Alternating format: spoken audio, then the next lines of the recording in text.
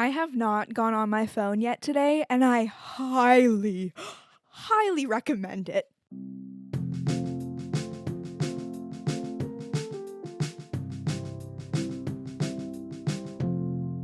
Welcome to day 11 of Podmas. Today we're talking about our phones, being phone free, spending some time away from our phones. And for me, this changed a lot in my last week because my boyfriend was like, Jess, you need this. So let's get into it. I was needing to raise my vibrations for a specific event that I was going to. I may share it in a future episode, so subscribe so you don't miss it. And I was really, really struggling. I was feeling really, really overwhelmed. I was just having trouble making decisions, having trouble getting things done. I wasn't being very productive. And so I was like, homeboy Josh, can we go on a date and you help me solve my problems? And let's start with the TMI story. So we're in my car and we're parked and we're going to go into a mall and walk around and have a cute little date. And I'm like, okay, babe, like I really want to tell you some things I'm struggling with and like get your opinion on them. I like really value his opinion and he knows me really well and can really help me solve my problems. So I'm telling him what I'm struggling with and how I don't know what to do and whatever. And then like a couple minutes into me ranting to him, he goes, sorry, I really have to go poo. And I was like, oh my God, that's so like he is an at-home pooer. So I was like, oh my God, okay, let's go inside, go poo. And so then we were walking into the mall and I was like, so can I finish telling you about my problems later though after you poo? And he's like, yeah, of course. And then we were at the rec room and playing like it's like an arcade. We were playing arcade games. And so then at one point he's like, okay, so like tell me more about like what you're struggling with. I was like, no, this is too overwhelming of a space to do it in. I'll tell you when we like get settled. So then finally at the end of the night, we're like sitting, we're having some sushi and we were just like chatting and we're like throwing out all these ideas of like how I could solve my problems. And like he's like, try sleeping in more, turn off your alarm if you don't need to get up at a certain time, or like why don't you make sure you're getting your exercise in, or like this and that. We're throwing so many things into the air and I'm like, okay, this could work, whatever. Then at the very, very, very end of the night, I'm dropping him off. We're sitting in my car and he makes a joke about taking my phone. And he's like, oh, I'll take your phone and I'll give it to you tomorrow. And I was like,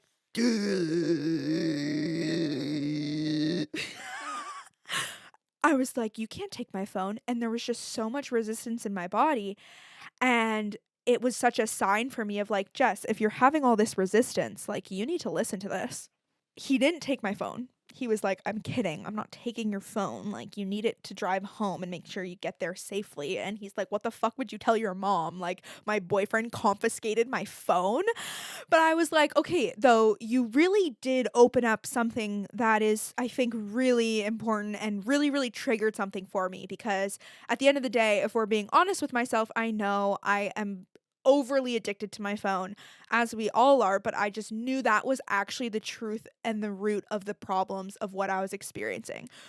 And he's like, Jess, more than ever, because this event is coming up, you need this. Like, you will regret it if you just stay on your phone for the next couple days and you walk into this event with a really low vibe.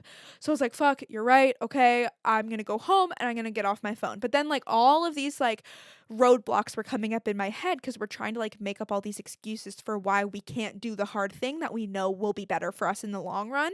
So I'm like, what about my social media posts and this and that and whatever? And finally, I'm just like, Jess, you need this. Like, point blank, period. You need to do this. So, like, figure it out. Or just, like, let go and not go on social media for a couple days. Like, you won't fucking die. And so I got home and I gave my mom my phone. And I was like, we had this whole realization. I really need to do this. Please keep it in your room. Whatever. I'm going to spend the next couple days off of it. And one of the biggest like warning signs that I want to emphasize for why I knew this would be really important for me to do was I would start to have these feelings whenever I was on my phone and when I was feeling really chaotic of like, why is everyone messaging me? I need everyone to leave me the fuck alone. And when I went phone free for a couple days, I discovered that I am seriously not getting a lot of texts. Truly, like not a lot of people are texting me throughout the day. I definitely have a bit more of DMs on Instagram, but I love my DMs. Always feel free to DM me at HumanTubeandPod. And I realized I'm like, Jess, there aren't a lot of people contacting you. Like you genuinely aren't a popular bitch. Like, why were you feeling like so many people were trying to just get a hold of you that you couldn't function? And it's because I was literally in a heightened state of arousal at all times. And what that means is that my nervous system was overworking and was in fight or flight mode so much of my day because I was constantly stimulating myself by being on Instagram and TikTok and Snapchat and my email and my text messages. Like, it is so fucked. I check my email constantly and nothing comes through. And I'm like, why are you? It's like a reflex that I'm just checking my email all the time. So, huge realizations going on. And I'm like, whoa, Jess, like, you are just forcing yourself to be on this high state of alertness at all times, and that's going to burn you out, make you so fucking agitated and exhaust you literally for no reason. I'm like, no wonder you can't get anything done. I started to realize that my phone feels like a nagging boyfriend that won't leave you alone. If it's near me in any sort of vicinity, I'm like, oh my God, there's my phone. There's my phone. I need to grab it. I need to touch it. I need to go on it, when I do not. And I think it's built that way to just like pull us in and want us to spend our whole lives on it. But suddenly, when I didn't have my phone near me and it was in my mom's bedroom, in my dad's bedroom, my dad was away when this was happening. So that's why I just say my mom. I was like so focused, and it was out of sight, out of mind. Not fully, because there was definitely a lot of things that I was like, oh, I need my phone to do this, or not I need it, but it would make it easier to like log into my bank, or, reply to this message, or go check this thing. But then I was like, okay, this is forcing you to slow down, and it's helping you get things done quicker. And not just that, your brain feels better. Your brain feels so much more relaxed. And then it's so funny because I had some reels to post for an episode that went live. So I one time literally just like went on, clicked it, and like wasn't even looking at my phone and was just like click, click, post, done, because I'll prepare reels in advance. And I would just force myself not to scroll, not to get sucked in. I would turn my brightness all the way down to post it. And then Opal.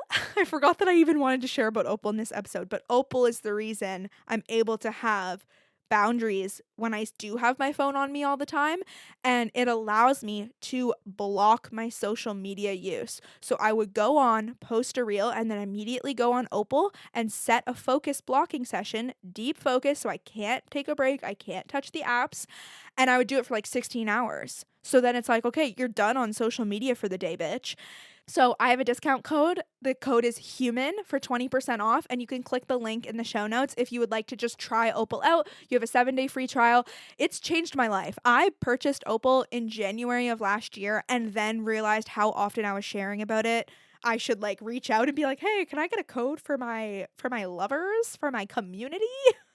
And they were like, yeah, 100%. So use my discount code HUMAN, get 20% off. And seriously, it was the best money I've ever invested in something on my phone, because it makes me feel like I can have my life back. I don't go on social media. I have it blocked for like a morning routine, so I can't touch social media till 11 a.m.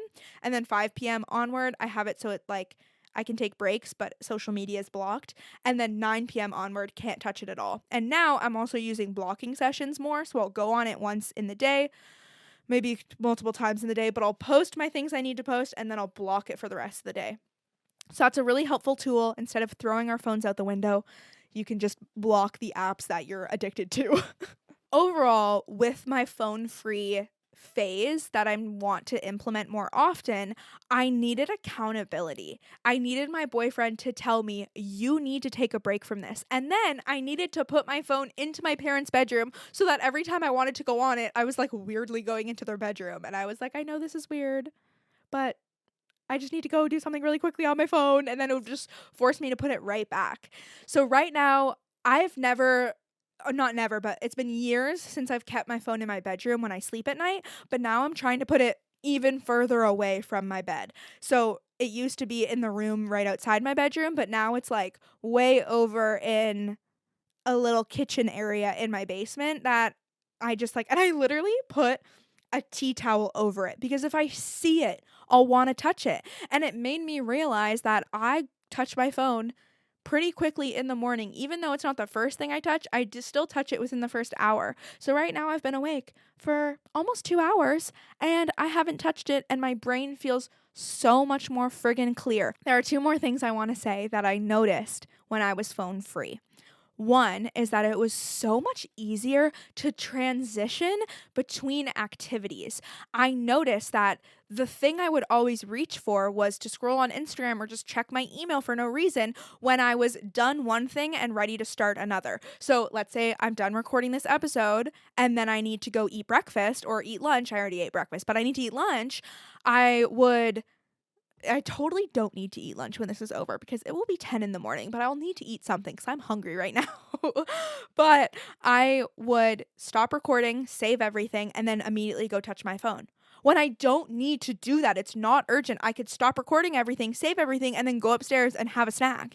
And so not having your phone accessible and just being so intentional about not going on it helps you just cut out that middle bitch that's just distracting you for so much of your day. And you can just flow between activities so much better and then be like, okay, wait, suddenly everything's done, but it's because I didn't waste all this fucking time in between it. And it's so much harder to pull yourself away from your phone into a new activity than it is to pull yourself away from one activity and into another. Last thing I wanted to say is that I got my hair done while I was phone free, and every single time you get your hair done, you bring your phone and you scroll on it, especially if you get your hair dyed. You'll sit there and you'll just be like scrolling while you're waiting for your dye to like sink into your head, your hair. And so I didn't have my phone and I found it really interesting. I read a book for some of it. I just stared out the window for other parts of it. I would just wander around, and I learned that our mind will entertain itself. We don't need to constantly put something in front of it. And the ways that your mind will entertain itself is so beautiful and reminds me of when we were a kid and we'd be on a long car ride or we would just be outside playing, because my mind will find ways to just have fun and think about random things without needing this crutch that always distracts us and gives us information. It makes me think about when I did my 10-kilometer race. Near the end of my run in the last kilometer, I was just struggling so much to get through it that I was like, I need to distract myself. I need to go somewhere cool in my brain. And my brain took me to the most interesting place it had ever gone. So know that like disconnecting gives us so much more time to let our imagination run and us connect with our inner child, and also just like see what things come up when we just give ourselves so much time and space for different things to come to us. You know what I mean? This is why I love yoga. This is why I love to be in nature. And this is why I use Opal, because it gives me less distraction to be able to actually make this happen. So if anything, I hope you take away that challenge yourself to go a couple hours today without your phone, go to a gathering without your phone. I drove to go to the Taylor Swift Eras Tour movie because it was like right around the time that it was going to stop playing in theaters. And I drove to a friend's house, picked her up, and went and spent the whole night without my phone. And the thing that felt the weirdest was driving from my house to her house, which was only 20 minutes, but yet I felt so fucking uncomfortable not having my phone. I wrote down the directions on a little notepad, and I also kind of knew how to get there, so I knew I wouldn't really need them. It was really simple.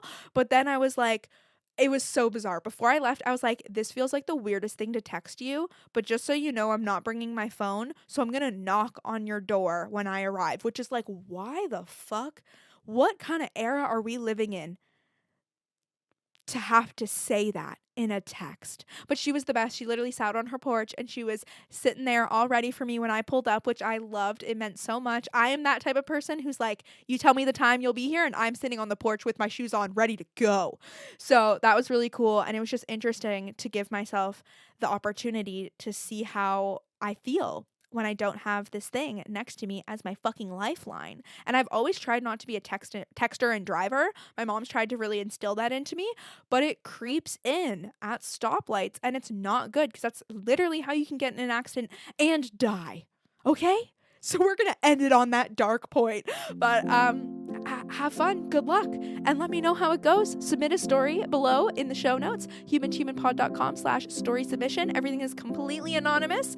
Happy day 11 of Podmas, and I will see you tomorrow for a new ep. Love you.